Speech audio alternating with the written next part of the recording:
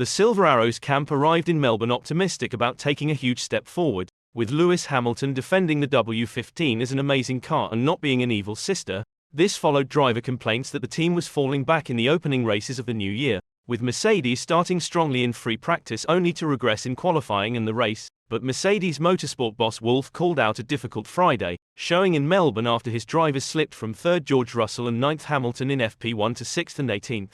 Laying the blame with extreme setup changes between the two sessions that massively backfired, Toto said, "We've achieved the experiments, but we haven't unlocked performance. In the second session, we have gone through a really quite dramatic setup change on Lewis that has massively backfired, but this is why we are having those sessions." On the other side with Russell, it was a bit better, but we are lacking performance. I think on a single lap, if you finish a set lap, we are a bit better, but overall, it wasn't a good thing.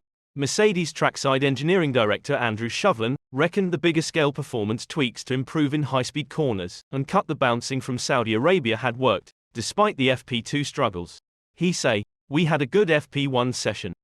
The changes we made to improve our high-speed cornering performance and reduce the bouncing after Saudi Arabia seemed to be a good step in the right direction. Overall, the car was feeling quite good. Unfortunately, FP2 wasn't as strong. Lewis felt that we had gone in the wrong direction with our changes. Frustratingly, they weren't quick to unwind, so he had to live with that throughout the session."